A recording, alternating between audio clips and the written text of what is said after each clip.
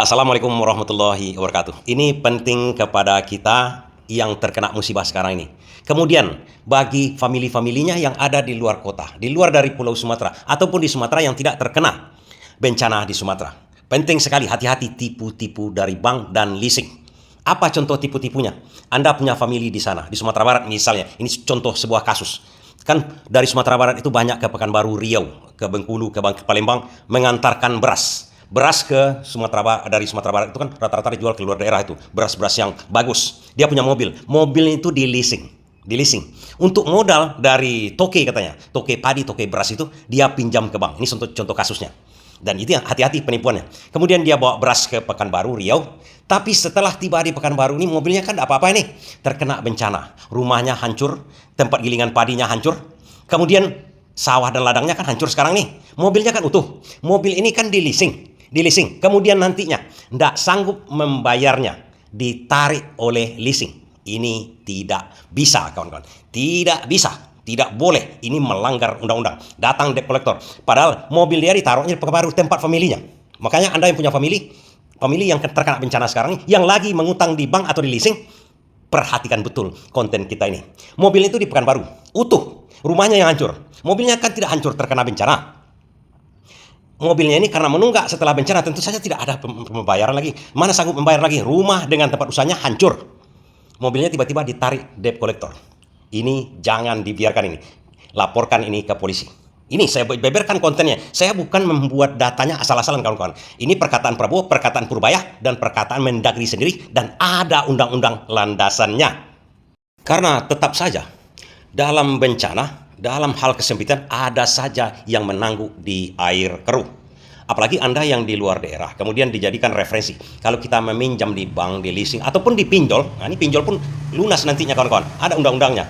Ya, pinjol misalnya, yang kena korban sekarang ini, kawan-kawan kita yang terkena musibah di Sumatera Barat, Aceh, dan kan tidak terpikirkan itu sama dia. Kita sebagai familinya harus waspada dalam hal ini. Memberitahu dia tentang konten ini. Ya, konten ini, kawan-kawan. Ini perkataan dari Prabowo, yang saya katakan tadi, Mendagri, dan Purbaya, Menteri Keuangan, dan ada undang-undangnya. Beritahu mereka. Agar sekarang pun jangan sempat mereka ditipu oleh pihak bank, leasing, dan pinjol. Kenapa begitu? Misalnya, ada sebagian yang terkena dia cuma. Terkena saja rumahnya aja kena, di sana mungkin utuh mobilnya, atau rumahnya utuh, tempat usahanya utuh, mobilnya yang hancur misalnya kan. Kemudian datang pihak bank, oke, dibayar saja, atau mau ditarik saja, atau menawarkan dibayar saja sebagian dulu, nanti lunas langsung pinjamannya. Begitu mungkin ceritanya. Bergegaslah, sudah dia kena bencana, mungkin ada tersisa hartanya sedikit, dipaksa-paksanya menjual emas segala macam, kemudian memberikan ke pihak petugas bank. Ini petugas banknya penipu ini, kawan-kawan. Penipu ini. Atau pihak leasing yang langsung datang ke sana, misalnya mobilnya utuh, tidak terkena bencana kemarin, tapi sawah ladangnya hancur, rumahnya utuh. Dibilanglah, ini kan ada, mobilnya masih ada nih Pak, supaya lunas atau bayar sedikit saja. Pokoknya masalahnya nanti pasti didatangi oleh debt collector, leasing, bank. Orang yang setengah-setengah kena bencana itu, ini yang perlu kali diperhatikan. Yang betul-betul hancur pun harus memperhatikan hal ini. Kenapa yang betul-betul hancur, tempat usahanya hancur, mobilnya dibawa oleh banjir, kemudian hilang entah kemana. Ini harus diperhatikan juga, karena efeknya nanti, setelah dipulihkan pemerintah, dibangunkan rumahnya, tempat usahanya, sudah stabil lagi, kemudian dia sudah bisa melakukan kegiatan ekonominya, tiba-tiba 10 tahun yang akan datang pihak bank atau leasing menagihnya. Ini antisipasi untuk masa yang akan datang juga. Makanya ini perlu kepada kita yang di luar daerah, yang punya famili di sana, yang punya kenalan di sana. Penting sekali ini, kawan-kawan. Apapun ceritanya sekarang, jangan bayar dulu. Jangan. Tak ada ceritanya sekarang nih. Dalam keadaan kesempitan begini, walaupun mobilnya di Pekanbaru, walaupun utuh mobilnya di Riau, di Bengkulu, karena mengantarkan beras misalnya, jangan bayar dulu. Jangan bayar dulu. Seluruh yang terkena di situ, yang terkena bencana itu, ada namanya klausul force majeure. Hutang Anda itu lunas. Walaupun mobilnya utuh, walaupun rumahnya utuh. Ya, ada peraturannya. Supaya ini tidak terkena kepada kita, ditagih leasing lagi yang akan datang. Ini perlu sekarang ini.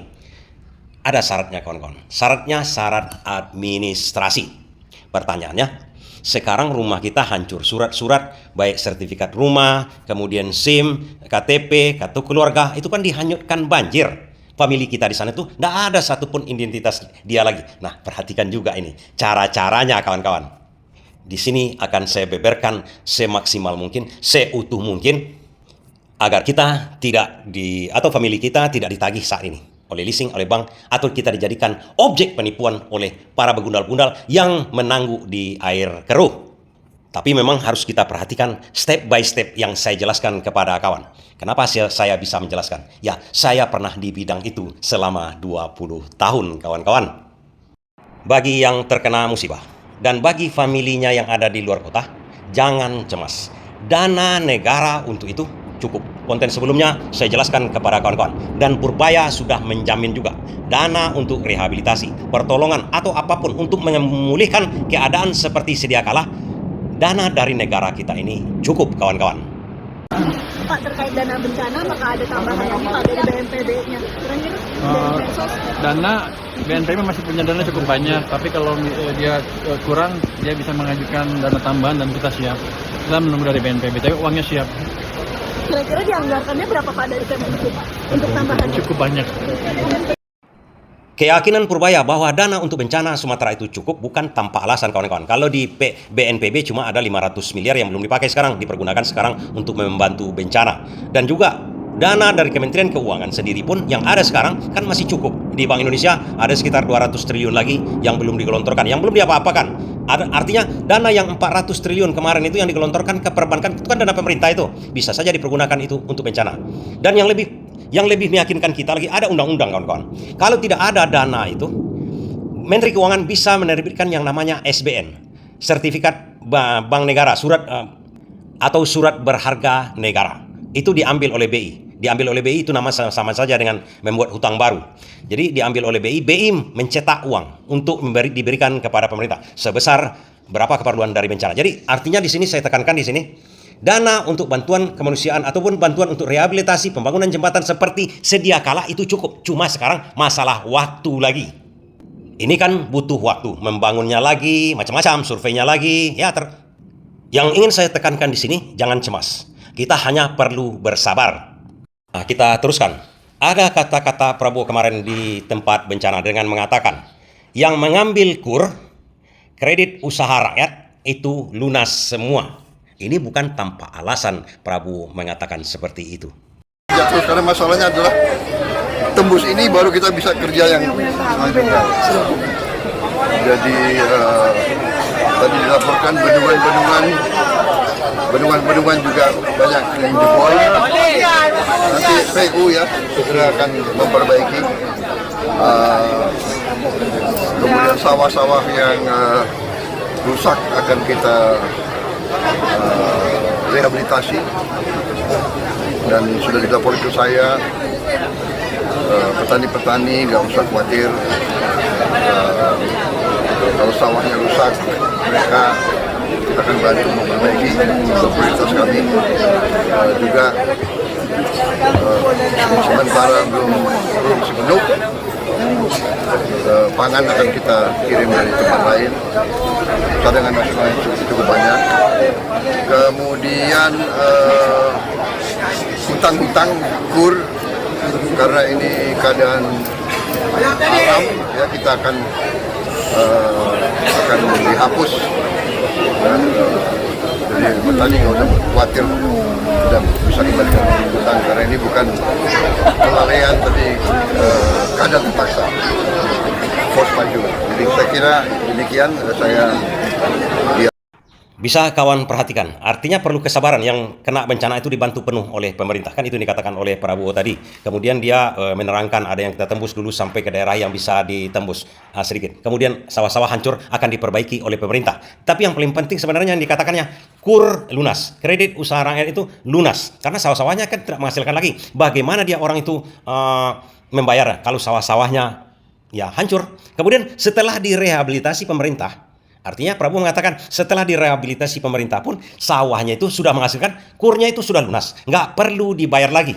Ada dikatakan oleh Prabowo tadi, force majeure. Force majeure itu bahasa Latin kalau nggak salah saya itu. Jadi artinya dalam keadaan bencana seperti itu, tidak ada kesanggupan kita membayar hutang, hutangnya itu lunas. Itu untuk seluruh perjanjian, bukan untuk KUR saja. Saya katakan kepada kawan-kawan, kredit komersil, kredit apapun, hutang apapun, termasuk pinjol, termasuk leasing, itu lunas. Itu ada dalam klausul perjanjian antara pihak bank, pihak debitur atau kreditur, macam-macam namanya, pihak pengutang dan yang menghutangkan, kira-kira seperti itulah. Kita sebagai yang berhutang itu ada dalam klausul. Kan banyak perjanjian-perjanjian yang kita tanda tangani itu, paraf sini, kemudian paraf sini, tanda tangani di sini. Itu ada dalam perjanjian fidusia namanya, fidusia. Itu berlaku di seluruh dunia, bukan di negara Indonesia saja, di seluruh dunia. Jadi kalau ada yang menagih setelah itu artinya menipu mereka. Penipu itu, rampok mereka itu. Hancurkan, kira-kira seperti itu. Tapi pertanyaan berikutnya, ini kan hancur ini. Surat-surat tidak ada sama kita. Surat fidusia, surat perjanjian itu tidak ada sama kita. Bagaimana kita mau komplain? Jangankan itu, KTP, ijazah, KSIM, segala macam hancur. Mungkin barangnya yang utuh. STNK-nya hanyut misalnya, PKB yang di leasing lah misalnya kan. Kalau pinjol, ya ada di aplikasi kita. Aplikasi kita itu, handphone kita hancur. Kan begitu ceritanya. Pertama, ini kan ada salinannya di kantor-kantor mereka. Oh, kantor mereka juga hancur. Di Bener Meriah misalnya, di Aceh yang terkena sekarang ini. Atau di Sumatera Utara yang hancur sekarang ini. Kantornya pun hancur. Kan ada di pusatnya. Pusatnya Jakarta rata-rata kan. Kecuali ke Jakarta yang hancur. Itu mah agak susah kita. Kantor cabang kan ada lagi arsipnya. Nggak seperti yang ada saya di suatu bagian itu. Diminta arsipnya. Nggak ada arsipnya kata. Dikasihkan arsip tapi tak boleh ditengok. Kan itu. Ada satu kasus sekarang itu kan. Yang lagi meriah di jagat maya kita. Tidak seperti itu. Ada klausulnya. Minta perjanjian itu. Itu satu hal. Oke. Sekarang mereka tidak mau memperlihatkannya. Oh, tidak bisa diperlihatkan. Seperti kasus apa itu. Yang palsu-palsu itu. Nggak boleh diperlihatkan. Kamu harus membuktikan dirimu adalah si Anu. Karena KTP-mu. Bukan kamu yang punya tanah ini. Yang punya mobil yang masih utuh ini. Ingat ini, ada lagi kebijakan pemerintah kawan-kawan. Kita kan ngurus surat-surat nih. Kita ngurus surat-surat, uang pun tak ada. Tak ada uang ini. Bagaimana mengurusnya? Untuk makan aja udah susah. Nah, ada ini satu lagi kebijakan pemerintah. Terkapur yaitu kantor pemerintahan yang rusak, Pak. Iya. Kabupaten rata-rata masih bagus, Pak. Tapi kantor camat, desa banyak yang habis, Oke, Pak. nanti dihitung Siap. semua. Kami mohon ini juga bisa dibangun serempak. Iya. Kemudian karena itu layanan publik, Bapak. Nanti ini kan banyak sekali dokumen yang hilang, Pak. Iya. Dokumen KTP, ijazah dan yang lain, sertifikat. Saran kami begitu nanti kalau sudah efektif berjalan kantor camatnya, saran kami Pak untuk dokumen-dokumen ini yang punya masyarakat ini mohon izin kalau bisa mereka ngurus digratiskan. Kalau untuk Dukcapil yang dibawa ke Kementerian kami udah gratiskan Pak. Tapi mungkin yang untuk ijazah dari Kemendikdasmen, kemudian STNK BPKB dari Bapak Kapolri, sertifikat ATR BPN, supaya nggak memberatkan mereka digratiskan. Demikian Bapak. Kalau rapat itu dipimpin oleh presiden sendiri, disiarkan secara online atau live ke publik, artinya apapun saran-saran yang meringankan yang terkena bencana, saya katakan pasti 1000% dikabulkan oleh Prabowo. Akan dikeluarkannya, impres dan segala macam. Artinya nanti seluruh surat-surat, baik surat tanah, surat rumah, STNK, BPKB, ijazah, macam-macam itu kan ada uang-uang retribusi macam-macam. Yang halal maksud saya, bukan uang-uang sogok segala macam, uang-uang yang halal. STNK itu kan kadang-kadang kita harus bayar ini untuk memperbarui, bayar pajak segala macam. Itu gratis semuanya. Ingat, itu gratis semuanya. Kalau tidak simpan video saya ini, tunjukkan hasil rapat dari presiden dengan Mendagri tersebut. Artinya ini saya katakan di sini.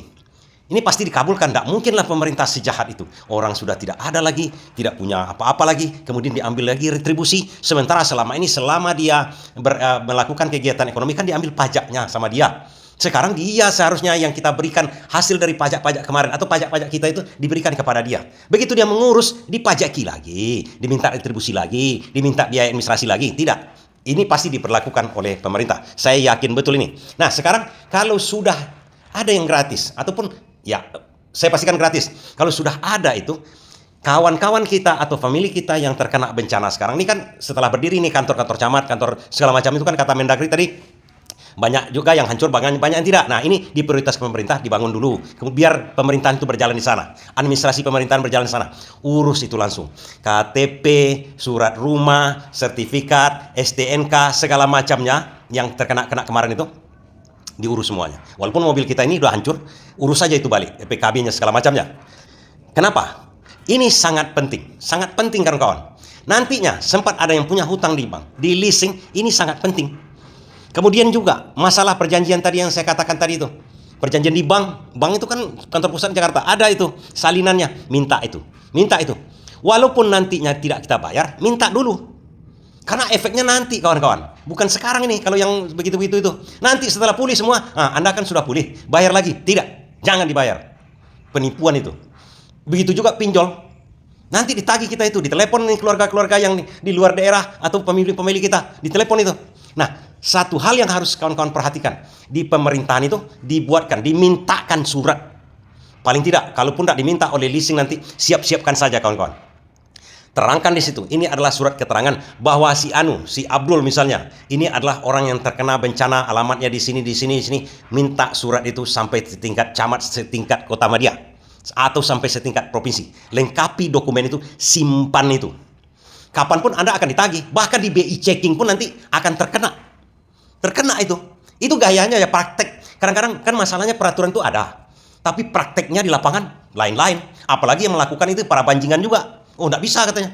Enggak bisa, ini harus ditarik nih kendaraan kalian. Ini sekarang kan enggak diambil ini, debt collector pun enggak jalan misalnya. Kendaraan kita misalnya di leasing atau rumah kita. Ini sudah masuk, sudah kita bawa pulang, tiba-tiba ditarik debt collector. Mereka juga tidak salah karena catatannya tidak hilang di atas sana.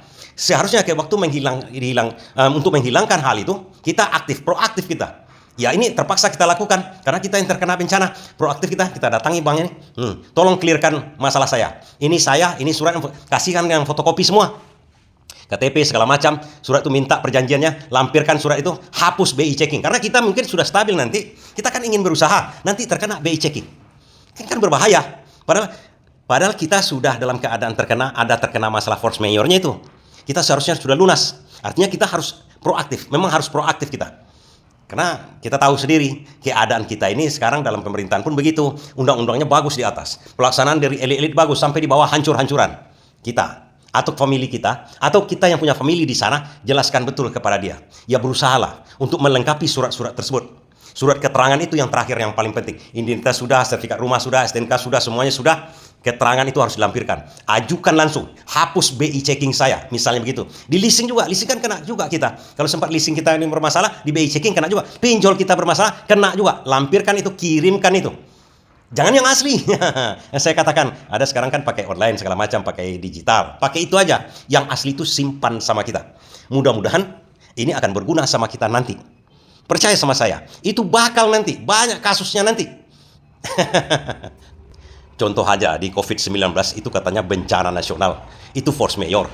Seharusnya leasing-leasing itu, kredit-kredit kita leasing-leasing kemarin itu, bukan ditangguhkan aja, cuti bayar. Tidak kawan-kawan, seharusnya lunas itu. Seharusnya. Tapi kemarin itu udahlah. Yang sekarang lagi, kawan-kawan yang terkena ini, beritahu betul mereka. Lengkapi administrasinya. Dengan lengkap administrasi kita itu nanti, kita nggak bisa diakal-akali. Apalagi rumah. Bisa saja sertifikatnya nanti dicaplok orang lain kan. Makanya urus cepat. Mumpung lagi gratis. Memang ada usaha kita sedikit. Oke, demikian saja. Semoga bermanfaat.